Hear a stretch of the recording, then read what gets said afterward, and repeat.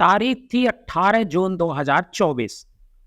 दिल्ली का राजौरी गार्डन इलाका।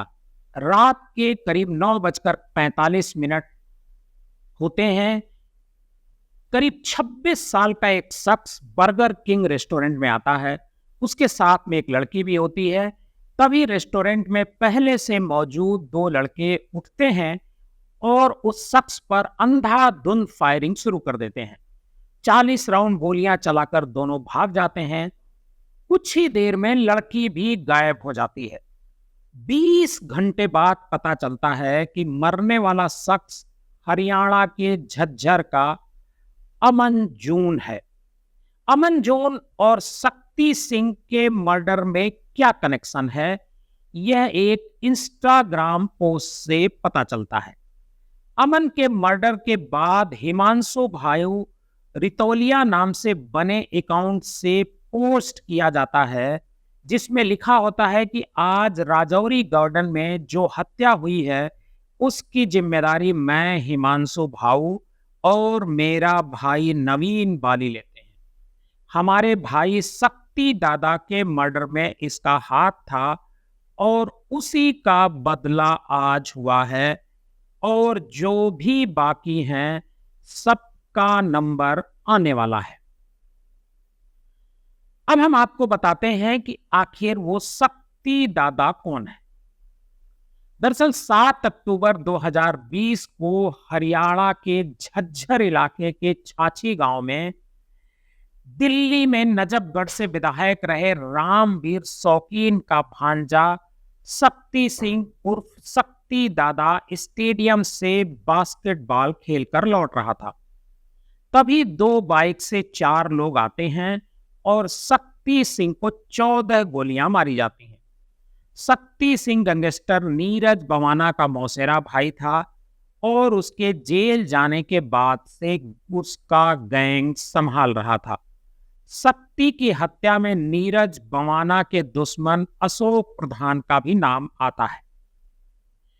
इंस्टाग्राम पर जो पोस्ट आई है उस पोस्ट से अमन जून की हत्या दिल्ली में चल रहे गैंगवार का हिस्सा है, ऐसा इशारा करती है। गैंगस्टर हिमांशु भाऊ को शक था कि अमन जून ने शक्ति सिंह की मुखबिरी की थी।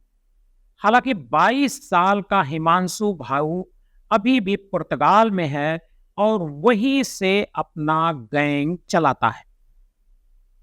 पुलिस ने जो इस मामले में एफआईआर लिखी है उसके मुताबिक हेड कांस्टेबल संदीप यादव के पास रात के करीब 9:45 पर बर्गर किंग रेस्टोरेंट के मैनेजर परवीन सिंह का फोन आता है। परवीन को संदीप यादव को बताता है कि रेस्टोरेंट में फायरिंग हुई है और एक शख्स की मौत हो गई है। हेड कांस्टेबल संदीप यादव कुछ ही देर में रेस्टोरेंट पहुंचते हैं तो उन्होंने देखा कि अंदर गोलियों के खाली खोखे बिखरे पड़े थे। बिलिंग काउंटर के पीछे रेस्टोरेंट के किचन के पास एक व्यक्ति खून से लथपथ पड़ा था। उसके शरीर में कोई हलचल नहीं थी। उस व्यक्ति ने नीले रंग की जीन्स, गहरे नीले रंग की प्रिंटेड शर्ट और स्लाइडर चप्पलें पहन रखी थी। उस वक्त रेस्टोरेंट में कोई कस्टमर नहीं था। मैनेजर के अलावा 6-7 स्टाफ थे। संदीप यादव एसएचओ को खबर देते हैं और उधर मरने वाले के कपड़ों की तलाशी ली जाती है। डीटीसी बस का 10 रुपए का टिकट, 320 रुपए और मोबाइल चार्जर मरने वाले की जेब में मिलता है। उस व्यक्ति की पहचान करने में पुलिस को 20 घंटे लग जाते हैं।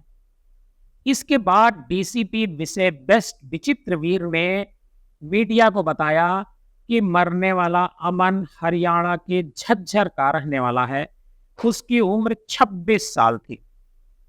2 साल पहले भी हरियाणा में अमन को मारने की कोशिश की गई थी, ऐसा डीसीपी का कहना है। तब अमन एक दोस्त के साथ दबोदा गांव में ढाबा चलाता था। वहीं उस पर फायरिंग की गई थी, तब वो बच गया।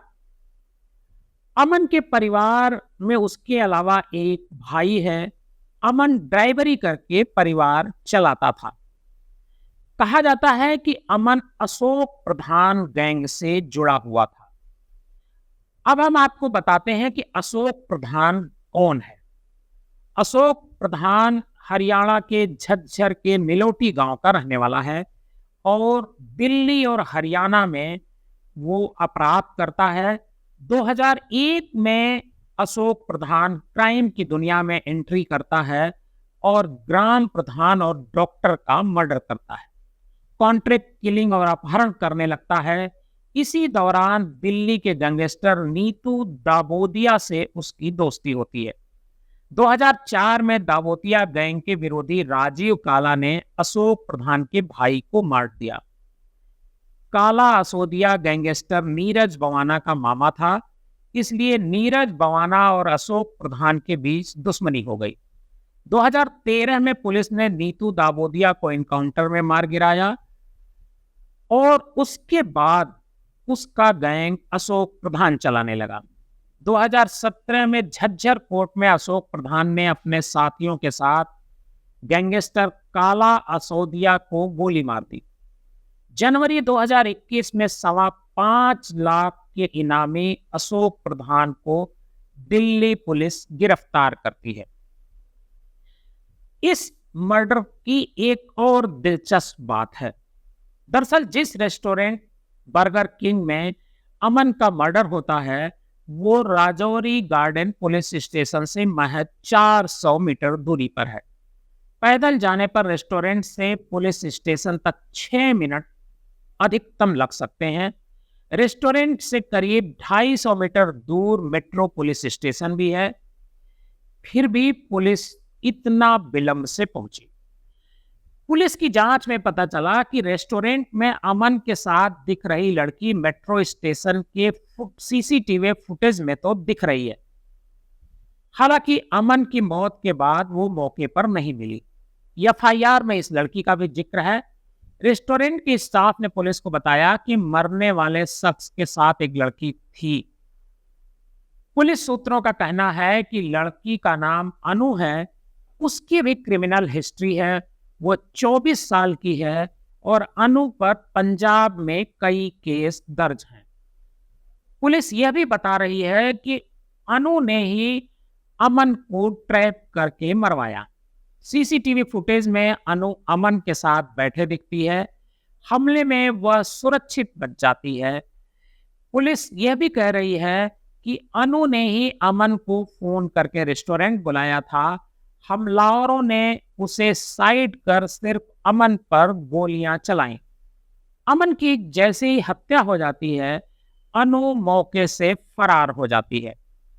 बर्गर किंग रेस्टोरेंट 2 मंजिला बिल्डिंग के ऊपरी फ्लोर पर है।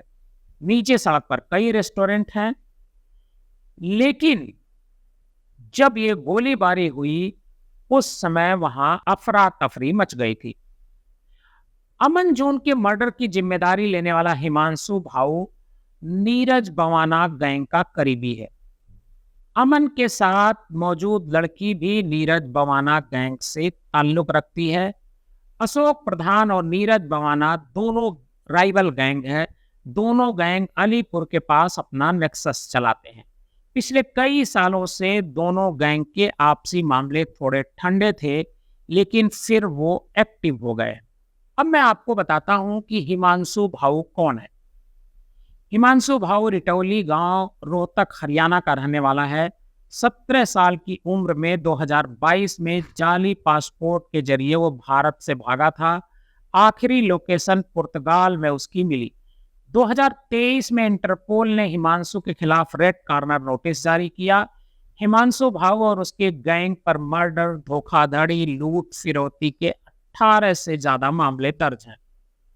पुलिस के रिकॉर्ड में हिमांशु भाऊ पर रोहतक में 10, झज्जर में 7 और नॉर्थ दिल्ली में 1 केस दर्ज है।